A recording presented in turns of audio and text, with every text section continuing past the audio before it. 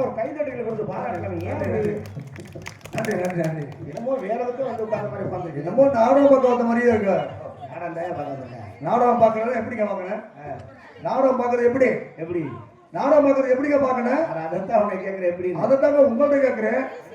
ஆமாங்க, நாடகம் பார்க்கணும்னா ஒரு கலர்லப்பா கை கட்டி ஆரவாரமா அதை பார்த்தா கலர் இருக்கிறேன். அப்பதான் நடிகருக்கு ஒரு உற்சாகம். எங்களை வேலை வாங்கணும்னா நீங்க முதல்ல சுறுசுறுப்பாங்க. முதலாளிங்க சுறுசுறுப்பாக வேலை பார்க்குறவங்க வேலை நல்லா பார்ப்பாங்க. இல்ல நாடகக்காரன் ஏற்றி போவேன், ஜோலி முடிச்சுட்டு போயிடுவாங்க, உங்க காசு போயிடும். ஏன்னா கூத்தாளி எப்பவுமே கிழக்கதான் பார்ப்பேன், கூலிக்காரன் எப்பவுமே மேற்கதான் பார்ப்பேன். ஏன் பார்க்குறாங்க? கூத்தாளி ஏன் கிழக்க பார்க்குறான்னா இந்த பொழுது எப்படா ரெடி இந்த ஊர் காசை வாங்கிட்டு வீட்டை பக்கம் போயிடும் நான் நினைப்பேன். கூலிக்காரன் ஏன் மேற்க பார்க்குறேன்? ஏன் சனியை பிடிச்ச பொழுது எப்படா மேற்க போகும், முதலாளிகிட்ட காசை வாங்கிட்டு கொண்டாட்டி வீட்டில் பார்க்க போகலாம். அப்படியே போகிற வழியில கடைக்கு போயிட்டு அந்த கடைக்கு போயிட்டா நாடு பிடிச்சவரா கிடக்குங்க. அதை ஏன் நம்ம சொல்லுவானே ஏங்க அந்த கடை இல்லைங்க, பிள்ளைகளுக்கு தீனி நல்லா வாங்கிட்டு போறாங்க தெரியாது நமக்கு. ஆக அப்படி ஏமாத்துவேன். நீங்க வேலை வாங்கினாத்தான் நாங்க உண்மையா வேலை செய்வோம். அதுல மாப்பிள்ளை அழகேசனை பொறுத்தவரை ஹர்மோனி சக்கரவர்த்தி அதுல குறையில, வாசிப்புல குறையில, அதுல காட்டுல குணாதிசயத்துல என் மாப்பிள்ளையை பொறுத்த வரைக்கும் எல்லாத்தையும் சமமா பழகலாம். ஏழை பணக்காரன் மேயர்ந்தவன் தரவன் யாரும் சின்ன பையன் வந்தா கூட ஐயா வாங்க அப்படி அந்த பழக்க வழக்கம் என் மாப்பிள்ளை ரொம்ப பிடிக்கும். எதுக்கு சொல்றேன்னா அந்த மனுஷன் நம்ம மனுஷன் பையிட்ட இந்த பேதங்கள் இருக்கக்கூடாது. என்ன பேதம்? எல்லா மதத்திலும் இருக்காங்க நாட்டில். இஸ்லாமிய இருக்காரு, கிறிஸ்துவ இருக்காரு, நம்ம இந்து மதம் இருக்கோம். எல்லா மதத்தவருக்கும் உடம்புல ஓடக்கூடிய ரத்தம் சிவப்பா தான் இருக்கு ஒரே இல்லையா? நம்ம எல்லாம் மனுஷன் தானே. ஆனா ஏன் அந்த பேதம் ஒரு கதை சொல்லுங்க. சிவன் கோயில்ல இந்த புறாக்கள் நிறைய இருக்கு பாத்திருக்கியா? ஆமா, புறாக்கள் கோபுரத்துல உட்காந்து. அப்ப இந்த புறாக்கள்லாம் இந்த கோபுரத்துல வாழ்ந்துட்டு இருக்கு. திடீர்னு கும்பாபிஷேக டைம் வந்துருச்சு அந்த கோயில்ல. ஓஹோ. அப்ப என்ன செய்வாங்க? வெள்ளை அடிச்சு பெயிண்ட் சுத்தம் பண்ணுவாங்க. ஆமா ஆமா. சுத்தம் பண்ற நேரம் வந்தோடனே இந்த புறாக்கள்லாம் பார்த்துச்சு, ஆகா இங்க வேலை பார்க்க ஆரம்பிச்சிட்டாங்க, இன்னும் நம்ம இங்க இருக்க முடியாது, இங்க தஞ்சம் பண்ண முடியாது. அப்ப கிளம்புவோம்னு கிளம்பி பக்கத்துல ஒரு மசூதி இருந்து, ஓஹோ, மசூதியில் போய் தங்கிருச்சு. ஓ, அது வாட்டு அது அதுகளுக்கு எங்க கோயில் ஏதாவது மசூதியில் உட்காந்து கொஞ்ச நாள் ஓடிக்கிட்டே இருக்கு. திடீர்னு பார்த்தா ரம்ஜான் பக்கத்துக்கு இந்த விசேஷம் வந்து அப்ப பள்ளிவாசல் சுத்தம் அங்க வெள்ளையாட்டுக்காக பார்த்தா இங்கேயும் வேலை வாங்க ஆரம்பிச்சாங்க, நம்ம இப்போ கிளம்பிட வேண்டியதா. ஒரு பக்கத்துல ஒரு சர்ச்சு இருக்கு, அந்த சர்ச்சில் போய் பஞ்சமாயிடுச்சு. கொஞ்ச நாள் ஓடிட்டு இருக்கு. அங்க பார்த்தா அங்க விசேஷம் வந்து சர்ச்சை கிளம்பி அப்ப பார்த்து இங்க நம்ம இருக்க வேண்டாம், இன்னும் நம்ம பழைய சிவன் கோயில வேலை முடிஞ்சிருக்கு நம்ம நேரம் அங்க கிளம்புவோம் அப்படின்னு மொத்தமா கிளம்பி அப்படியே வருது. அவர் வந்துட்டு இருக்கீங்கள தாய் புறாட்ட இந்த குட்டி புறா கேட்குது, என்னன்னு கீழே பார்த்துக்கிட்டே வர்றாங்க. சண்டை கூட சண்டை ஓட்டுங்க இருக்காங்க கச்சா மச்சா. என்னம்மா இப்படி சண்டை ஓட்டுறாங்க அப்படின்னு அப்பதான் சொல்லி இருக்கு தாய் புறா, இதாப்பா மத சண்டை அடிச்சுக்கிறாங்க மனுஷங்க. மத சண்டை? ஆமா. அப்பதான் குட்டி புறா அடிச்சியாமா, நம்ம கொஞ்ச நாள் சிவன் கோயில் இருந்தோம் அப்போ நமக்கு பேரு புறாத. கொஞ்ச நாள் பள்ளிவாசல் வந்தான் அப்போ நமக்கு பேரு புறாத. கொஞ்ச நாள் சர்ச்சில் வந்தான் அப்போ நம்ம பேர் புறாத. இந்த மனுஷங்க மட்டும் ஏன் ஒரே மாதிரி தான் ரெண்டு காலம் தான் இருக்கிறாங்க, அப்புறம் இருக்கிறாங்க, முஸ்லீம் இருக்காங்க, கிறிஸ்டின் இருக்காங்க, அடிச்சுக்கிறாங்க இல்லையே அப்படின்னு கேட்டுட்டான். அப்பதான் தாய் புறா சொல்லிச்சு, இந்த விஷயம் தெரிஞ்சதுனாலதான் நம்ம மேல பறந்துட்டு இருக்கோம், மேலேயே இருக்கோம், நீங்க தெரியாதனாலதான் இன்னும் கீழே அடிச்சுக்கிட்டு கிடக்குறேன். எவ்வளவு அற்புதமான விஷயம் பார்த்தீங்களா? அருமைங்க. நாளை மனிதனுக்குள்ளே அருமைங்க பேதங்களும் இல்லாமல் எல்லாம் ஒரு தாய் பிள்ளைகளா இருந்தோம்னா நம்மளும் பறவைகளை போன்று உயர்ந்து பறக்கக்கூடிய எண்ணமும் மனசுல நமக்கு வரும். உயர்ந்த இடத்துக்கு நம்மளும் போகலாம். எண்ணங்கள் உயர்வாக இருந்தால் நாமும் உயர்வாக இருக்கலாம் அப்படின்னு சாதாரண புறா சொல்லி காமிச்சிருக்கா நமக்கு பெரிய ஆச்சரியம். அது ஒன்று என் மாப்பிள்ள சமத்துவம் நிறைந்த மனிதன். அதனாலதான் மனுஷன் நம்ம வணக்கம் சொல்ற பழக்கம் ஏன் தெரியுமா? மனிதர்கள் வாங்க வணக்கம் வாங்க வணக்கம் கும்பிட்றாங்க. ஏன் வணக்கம் இப்ப அப்படியே இப்படி கும்பிடுறாங்க, இப்படி சொல்ற வணக்கம் அவரை அப்படி அவர் சொல்லப்படுற உண்மையான வணக்கம் இந்த ரெண்டு கையும் ரெண்டு கை தான் வணக்கம். ஏன் இந்த பெரிய மனுஷன் அந்த காலத்துல ரெண்டு கையும் சேர்த்து வணக்கம் சொன்னா தெரியுமா? ஏன் சொன்னாங்க? அவருக்கு ஒரு அர்த்தம் இல்லாம இருக்காதுல்ல. நம்ம உடம்புலதான் ரெண்டு கை இருக்கு. கண்டிப்பா இந்த கையில இந்த கைக்கு என்ன வேலை? சாப்பிடும் ஒருத்தர் காசு எடுத்து கொடுக்கும், எது வேணாலும் நல்ல பொருள். இந்த கைக்கு என்ன வேலை? ரெண்டே வேலை, காலையிலும் சாயங்காலமும் பெரும்பூச்சி இருக்கு வேலை, முக்கியமான அதிக வேலை. ஆக என் உடம்புல இருக்க கை ரெண்டும் இது கழுவுறது இது சாப்பிடுறது இது ரெண்டும் நான் வித்தியாசம் பார்க்கல. வேற்றுமை இல்லை, சமம் தான் நினைச்சுதான் கையெழுத்து கையெழுத்து கும்பிடப்படுதுங்க. அப்படி எல்லாமே சமம் காட்டுறதுக்காகத்தான் இந்த கும்பிடுற பழக்கத்தை தமிழை நமக்கு சொல்லிக் கொடுத்தா எல்லாம் தெரிஞ்சுக்கிட்டோம்னா வாழ்க்கையில நல்லா இருக்கிறான். அதான் அதுக்கு அடுத்தபடியாக அருமை அருமை அருமை அருமை நன்றி கொப்பாக மற்றொரு திசைத்தை கொடுக்கிற சக்கரவர்த்தி தாளவாதி விடுகிற அன்பு மகன் சரவணன் அவர்கள் மிருதங்க மண்டோலத்தின் தமிழா தொப்பி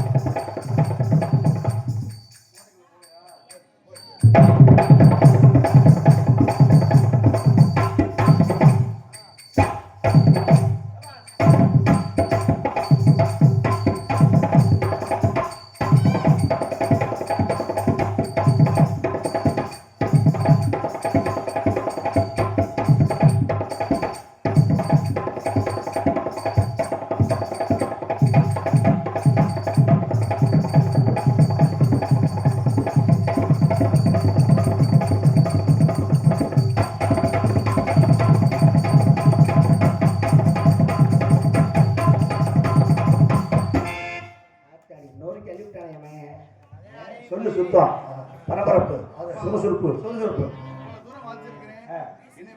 பெருமையா பெருமையா பெருமையா உன்னைய சொல்லாம நான் யார்கிட்ட சொல்ல போறேன்? என் மைனை பெருமையா சொல்லாம யாரும் அதான் சொல்லுங்க. மிக சிறப்பான ஒரு வாத்தியம். இதுல என்ன என் மைண்ட் ஒரு பெரிய விசேஷம்னா, என்ன விசேஷம்? இன்னைக்கு நாட்டுல 1000 மிருதங்கள் இருந்தாலும் என் மைண்ட் சரவணன் வேணும்னு குறிப்பு கேட்டு போன அளவுக்கு இருக்காருன்னா அவர்கிட்ட இருக்கிற தேடுதல். எப்படி இந்த தேடுதல்னா என்னடா பண்ணலாம், இதுல என்ன வித்தியாசம் காட்டலாம், எப்படி வாசிக்கலாம், எப்படி டிஃபரெண்ட் காட்டலாம் அப்படிங்கிற ஒரு தேடுதல் இருந்தா தான் வாழ்க்கை. நடிகருக்கு எப்படி ஒத்தாசை? இந்த தேடுதலுக்கு யார் ரொம்ப முக்கியமா உதாரணம் தெரியுமா? சொல்லுங்க. நம்ம சாப்பிட்றதுல அசைவம் சாப்பிட்றதுல முக்கியமா நாட்டுக்கோழின்னா ரொம்ப பிடிக்கும். இந்த நாட்டுக்கோழியோ பிராய்லர் கோழியோ எந்த கோழியா இருந்தாலும் கோழி சாப்பிடணும்னு ஆசை. இந்த கோழிக்கு தான் தேடுதல் அதிகமா இருக்கும். ஏங்க கோழிக்கா? எப்படி கவனிச்சு பாத்தீங்க? இப்போ நம்ம வீட்டில் வளர்க்குற கோழியோ, ஆமா, தெருவில் இருக்க கோழியோ, சரி, இப்போ நம்ம வீட்டில் கம்பு சுத்தமாக புடச்சிக்கிட்டு சுத்தம் பண்ணி வச்சிருந்தாலும், ஆமா, இல்லை அரிசி வச்சிருந்தாலும் அப்படி அள்ளி போட்டோம்னா சுத்தமான தான் இருக்கு. ஆமா, நமக்கு திங்கி அடித்தானே. ஆனால் என்ன செய்ய தெரியுமா? ஏன்னா நமக்கு காலை வச்சுட்டு பெரிய வலிக்கும். ஏன் பார்த்துருக்கியா? ஆமாங்க, மண்ணுக்குள்ள போனாலும் குப்பைக்குள்ள போனாலும் நம்ம வீட்டில் அரிசி போட்டாலும் இப்படி பறிக்கும். பரப்பரப்பரன்னு. ஆமா, பறிச்சுட்டு அப்புறம் தான் செய்யும். இது ஏன்னு யாருக்கா தெரியுமா? என்ன தெரியல. நீங்கள் கோழி வளர்க்குறீங்க, வளர்க்காம இருக்கீங்க. ஆமா, அதில் பெரிய ரகசியம் அடங்கி. சொல்லுங்க. ஆரம்ப காலத்துல இந்த பறவைகள் எதுக்குமே ரெக்கை கிடையாது. எல்லா பறவைகள், மயில், மைனா, குருவி, சிட்டுக்குருவி, கோழி எல்லாத்துக்குமே ரெக்கை இல்லை. சரி, நம்மள மாதிரி நடந்துதான் தெரிஞ்சிருக்கு. அப்ப நடந்து தெரியும் போது இந்த கோழியை பூரா மனுஷன் போய் வரல பிடிச்சி தின்னுருக்காங்க. ஓ, பார்த்துருக்கு இந்த கோழியெல்லாம். நம்மளை பூரா அடிச்சு நம்ம இனத்தையே விருத்தியாக பண்ணிவிடுறாங்க. ஈஸியா பிடிச்சி போடுறாங்க. மனுஷன் கையில நம்ம சிக்கக்கூடாது. அப்ப நம்ம என்ன செய்யணும்? ரெக்கை இருந்துச்சுன்னா பறக்கலாம். இதுக்கு கடவுள்கிட்ட நம்ம வரம் கேட்போம். ஓ, அப்படின்னு எல்லா பறவையும் கூடி கோழி, குருவி, மைனா, மயில் எல்லா பறவையும் கூடி பறவை இனங்கள் பூராமே தவம் பண்ண ஆரம்பிச்சு. என்ன? சிவனை நோக்கி. ஓ, தவம் பண்ணுது. ஒரே நாள்ல சிவன் வந்துருவாரா? அதே அப்படி வருவாரு. சோதிக்கிறாள் இல்லையா? ஆமா, 1 நாள் ஆச்சு, 2 நாள் ஆச்சு, 3 நாள் ஆச்சு. 3 நாளைக்கு மேல சிட்டுக்குருவினால பசி தாங்க முடியல. ஏன் பசி? 3 நாள் ஆச்சு. மயில்கிட்ட போய் மயில் தான் தலைமை தாங்கி நடக்குது. ஓ, அப்ப மயில் என்னால பசி தாங்க முடியல மயிலே, நான் போய் ஏதாவது சாப்பிட்டு வரேன், நீங்க தவத்தை கண்டினியூ பண்ணுங்க. ஓ, அப்படின்ட்டு கிளம்பிடுச்சு சிட்டுக்குருவி. இன்னும் 2 நாள் போச்சு. காக்கா பார்த்துச்சு, நம்மளால முடியாது சாமி, தாங்கல, நீங்க வேணா தவம் பண்ணுங்க அப்படின்னு அது கிளம்பி இறப்பறக்கு போயிடுச்சு. ஓஹோ, இன்னும் 2 நாள் ஆச்சு. கோழி பைய வந்துச்சு. செத்து போய் நான் அவங்க பிடிச்சி திங்கிறாங்களோ இல்லையோ நானே செத்துருவேன், நான் இறப்பறக்க போறேன், நீங்க கண்டினியூ பண்ணுங்கன்னு அதுவும் போயிடுச்சு. இப்படியே ஒவ்வொரு நாள் கிளம்பி போயிடுச்சு எல்லா பறவையும். கடைசியா மிஞ்சினது மயில் மட்டும். ஓஹோ, அது பிடிவாதமா தவம் பண்ணது. ஒரு பிடிவா சிவன் வந்துட்டார். என்னடா அப்படி முடியல, உங்களுக்கு என்னதான் பிரச்சனை, என்ன அப்படின்னு மயில் சொல்லிச்சு. மனுஷ பையன் எங்க பறவை எனக்கு அப்புறம் பிடிச்சி திங்கிறாங்க. ஓஹோ, நாங்க இவங்க கையில சிக்காம பறந்து போகணும், ரெக்க வேணும் அப்படின்னு கேட்டுச்சு. ரெக்க சிவன் சொன்னாரு. ஓஹோ, ஒரு தங்க ஊசியை கையில் எடுத்து கொடுத்தாரு. நானா ரெக்கை உங்களுக்கு ஏற்பாடு பண்ண முடியாது. ஓஹோ, உங்களுக்கு இந்த ஊசியை தர்றேன், தங்க ஊசி. உங்க உடம்புல இருக்க ரோமம் இருக்குல்ல, ஆமா, அந்த இறகுகள், ஆமா, அதை போல தேவைக்கு அளவா நீங்களே எடுத்து உங்களுக்கு ரெக்கையை தைச்சுக்க. ஆனா ஒரு ஆள் தைச்சுன்னு ஊசி எனக்கு கொடுத்தோம். ஓ, அடுத்து மைனா தைக்குதான், அது தைச்சு எனக்கு ஊசியை கொடுத்தோம். அடுத்தடுத்து நான் தான் கொடுப்பேன் காட்சிவேன். ஓ, சரின்னுச்சு. அப்ப சொல்லிச்சு மயில், இந்த சிட்டுக்குருவியும் காக்காயும் கோழியும் 3 நாளைக்கு முன்னாடி கிளம்பிடுச்சு, அதுக்கு கொடுக்கலாமா? பரவாயில்ல, எல்லாருக்குமே கொடு அப்படின்ட்டார். அப்போ ஒவ்வொன்றா தைக்குது. மயில் முதல்ல தனக்கு தேவையான தொகையை ரெக்கையை தைச்சிட்டு சிவன்ட்ட கொடுத்துருச்சு. அடுத்து காக்கா வாங்கி தைக்குது. ஓஹோ, காக்கா தைச்சுக்கிட்டு இருக்கும்போது கோழி வந்துருச்சு. ஏய், பறக்கம் தைச்சிட்டு எனக்கு நான் தைச்சுக்கிறேன், இந்த வேலை சிவன் சொல்லியிருக்காரு. ஒருத்தர் தைச்சுன்னு சிவன் கொடுத்துருங்க, திரும்ப வாங்கிக்கணும். அதை எப்படி இருந்தாலும் திரும்ப அந்த தைச்சிட்டு கொடு, நான் தைச்சிட்டு அவரை கொடுத்துறேன் அப்படின்னு மூதேவி கோழி வாங்கி என்ன ரெக்கையை தைச்சிக்கிட்டே இருந்திருக்கு. ஒரு பக்கம் ரெக்கை தைச்சு, இன்னொரு பக்கம் ரெக்கை தைச்சிருக்கு. ஊசியை கீழே ஓட்டச்சு முண்டை மண்ணுக்குள்ள விழுந்தோடனே ஊசியை காணாம். அப்ப தேட ஆரம்பிச்சது, காலை வச்ச பறக்கணும். இன்னைக்கு வரைக்கும் அந்த ஊசியை தேடி இருக்கு முண்டை, இன்னும் கிடைக்க. அதனாலதான் மற்ற பறவை எல்லாம் மேல பறக்குது. கோழிக்கு ரெக்கை இருந்தாலும் முழுசா பறக்க முடியல, அங்கனக்குள்ளேயே தள்ளிட்டு தெரியுது. காரணம் சிமெண்ட் ஊசியை கொடுக்காதனால அந்த சாபம் இன்னைக்கு வரைக்கும் தேடுதல் உண்ட ஊசி. நீங்க சொல்லும்போது நல்ல ரெக்கையாக இருக்கு, பறக்கலாம்ல. அந்த மாதிரி தேடுதல் வாழ்க்கை இருந்தா ஆனா இந்த தேடிக்கிட்டு தான் இருக்கு. அவர் தேடிட்டே இருக்கா என் மையன். துவரங்குறிச்சி பஸ் ஸ்டாண்ட்ல தேடுறான், காரைக்குடி பஸ் ஸ்டாண்ட்ல தேடுறான். போன் நம்பரை எழுதி எரிஞ்ச மணியுமா இருக்கேன். அப்பா யார் நம்பர் இருந்துச்சு? உங்க நம்பர் தான் இருந்துச்சு. அட சண்டா ஏன் எதுக்குடா? அப்போ உங்களுக்காக தானா? போராட சுத்தி வேணும்ல. அட ஏன்டா சிம் இல்லாத செல்ல கொண்டு வெளியே கொடுத்து என்ன பிரயோஜனம்? சிம்பிளாக செல்ல கொடுத்தா மிக சிறப்பு.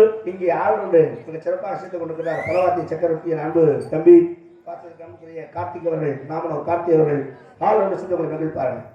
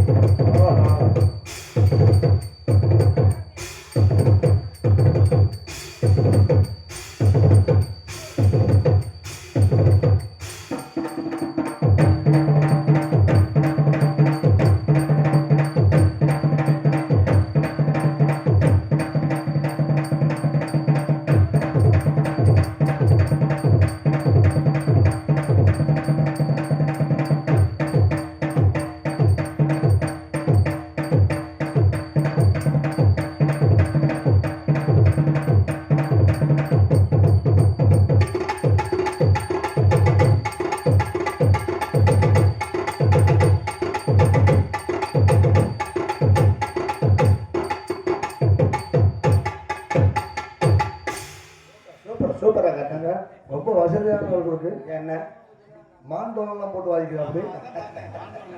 அப்படி சொல்லி அவனை கூட உள்ள கேட்கறது நாட்டோட தான் அந்த சைஸில் தெரியுது. மிக சிறப்பான வாத்தியம். அவன் ஜாமான்களை அவன் அடிக்கத்தான் பாத்தீங்களா? ஜாமானுக்கு தக்க மாதிரி அடிக்கத்தானே வேணும். தாளல்ல சக்கரவர்த்தியின் அன்பு மாமா அரசர் குலத்தை சார்ந்த கீழ் பாதி மேல் பாதி நடுவில் ஒரு ஜோடி அவர்கள் தாளம்.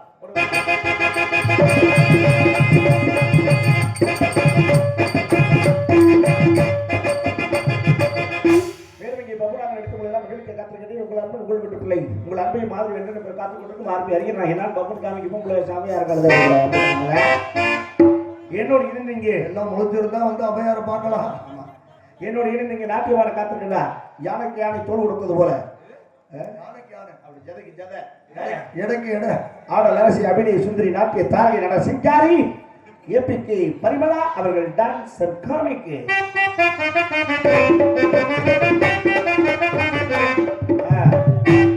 ஆப்பா ஆப்பா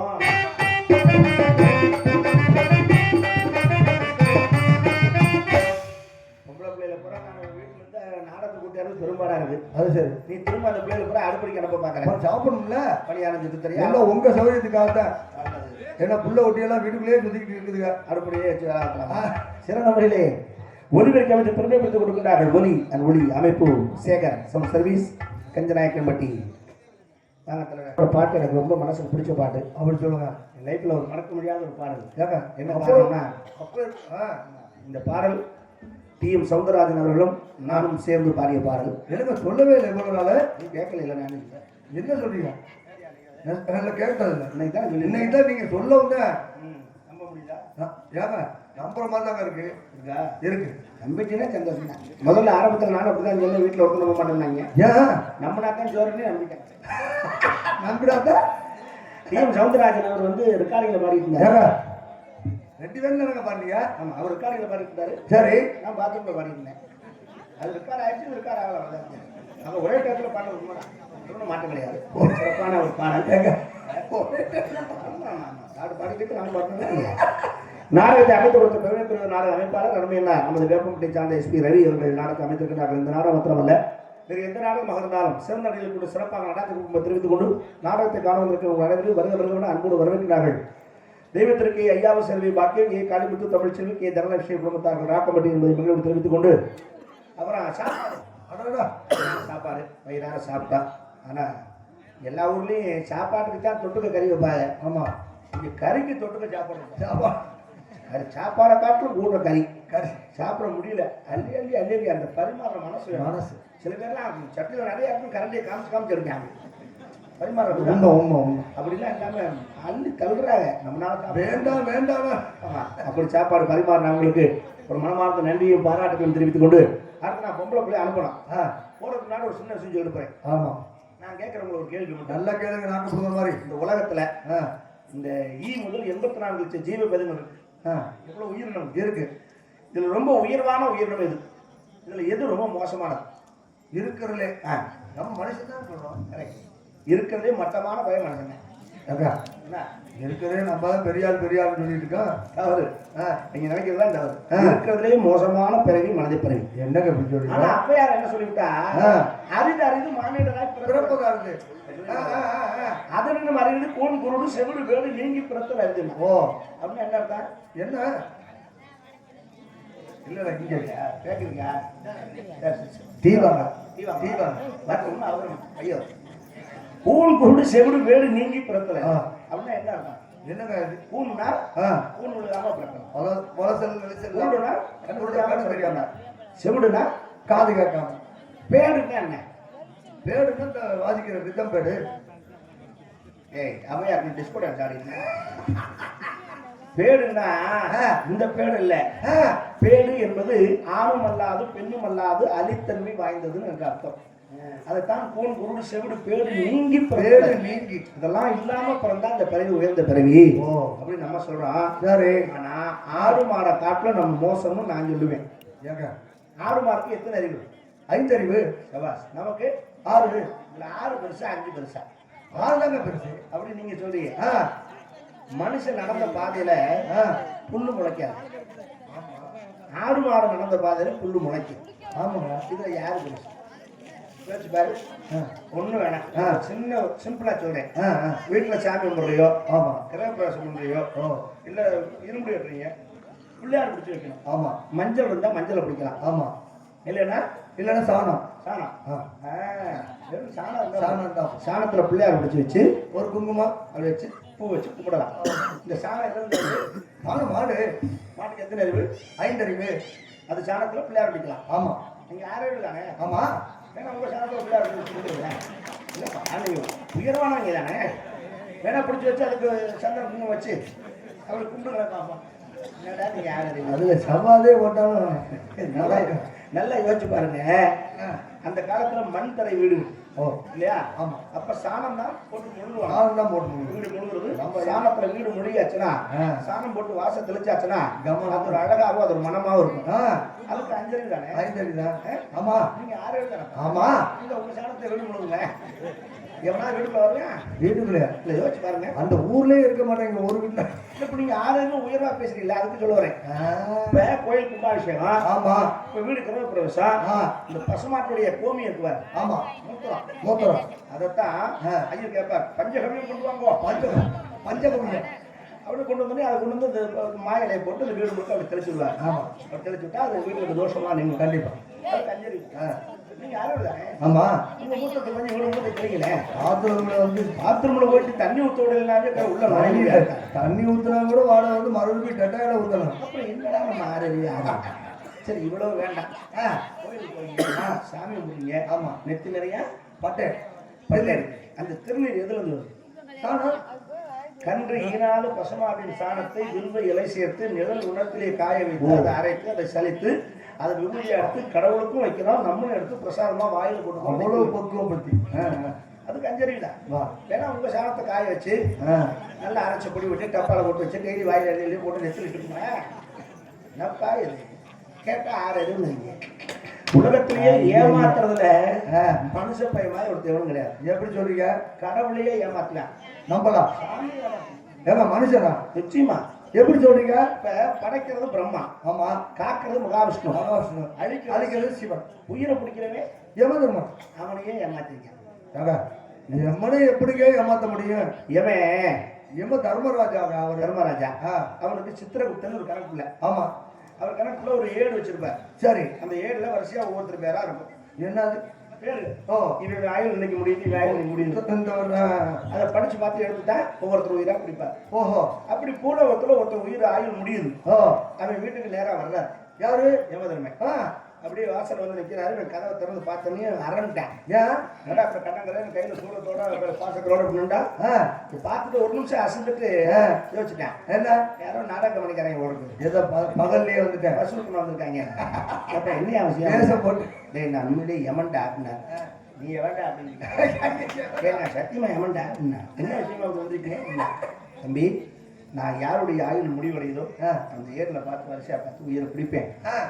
நான் இன்னைக்கு உன் உயிரை பிடிக்க வந்திருக்கேன், பயப்படாத. இன்னைக்கு உன் உயிரை பிடிக்க முடியாது, நாளைக்கு கணக்கு தான் உனக்கு உயிர் போகுது. அப்புறம் ஆனா இன்னைக்கு நான் ஏன் வந்தேன்னா, நீ நிறைய தர்ம காரியம் தெரிஞ்சோ தெரியாம பண்ணிருக்கேன், பல பல பல உன் நன்மைக்காக இன்னைக்கே முன்னெச்சரிக்கையா சொல்றேன். நாளைக்கு உன்னை பிடிச்சிருவேன். உன் புள்ள ஊட்டி கொண்டாட்டிக்கு ஏதாவது செய்ய வேண்டியது இருந்தா இன்னைக்கு செஞ்சு முடியும். எல்லாரும் செஞ்சு முடிச்சு கடவுள் ஒரு ஆப்ஷன் கொடுக்குறாரு. நம்மால என்ன பண்ண, இவ்வளவு நல்ல எண்ணத்தோட கடவுள் என் வீட்டுக்கு வந்திருக்காரு. யமதர்மனாவே இருந்தாலும் என் வீட்டுக்கு வந்து விருந்தாள். உங்களுக்கு இன்னைக்கு என் வீட்டுல விருந்து யமதர்மான்னா ஓஹோ சந்தோஷமா ஏத்துக்கிறேன். ஓ ஏன்னா வட பாயாசத்தோட சமையல் கடவுளலாம் ஜம்முன்னு நடக்குது. அப்புறம் சமையல் முடிச்சு யமதர்மனை கூட்டு உட்கார வச்சா தலைவாழை இலை போட்டேன், போட்டாக தண்ணியை தெளிச்சு சாம்பார் சாதம் போட்டு கோயில் எல்லாம் வச்சு சாப்பிடுங்க தெய்வமே அப்படின்னா அப்படி பிணைஞ்சு 2 வாய் எடுத்து வச்சாரு எமே. நல்லா கப்பு வந்து காலப்பழம் வச்சேன். ஏங்க 16 தூக்க மாத்திரை கலந்துருக்கேன். அக்கறை சாம்பார் என்ன மயக்க போட்டு கிடைக்கும். நம்மால் பார்த்தேன் இந்த 7 ஓலைச்சுவடியில் இருக்கிற பேர் வரிசையா வர்றதுனால தான் என்னை பிடிக்கிறேன். அப்புறம் டக்குன்னு இந்த 7 உருவினேன், கொண்டு அடியில சொல்லிட்டேன். தக்காளி பேரானா தானே என்னை பிடிப்பேன். ஓ நான் நீங்க அடியில வச்சிருக்கீங்கன்னா எப்படி 50 வருஷம் வர்றது, அதுக்குள்ள கொள்ள சொல்லி பார்த்துக்கிடுவோம். ஏமே கண்ணு முடிச்சு எந்திரிச்சு இந்த மனுஷ பையில பார்த்து கும்பிட்டேன். என்னையா உயிரை பிடிக்க வந்தேன்னு தெரிஞ்சும் எனக்கு சாப்பாடு ஓட்டி என்னை தூங்க வச்ச அளவு பார்த்துருக்கேன். உனக்கு நன்றி.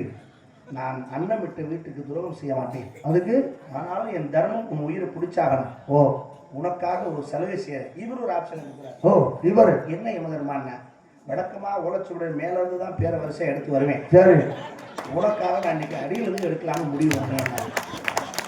நம்மளால வலுப்பாத பிடிக்கி போயிருக்கேன். பேசாம மூடிக்கிட்டு இருந்தாலும் நானே எடுத்து சொந்த காசுல சூனி வச்ச மாதிரி அடியில வச்சுட்டேன். என்ன அர்த்தம்?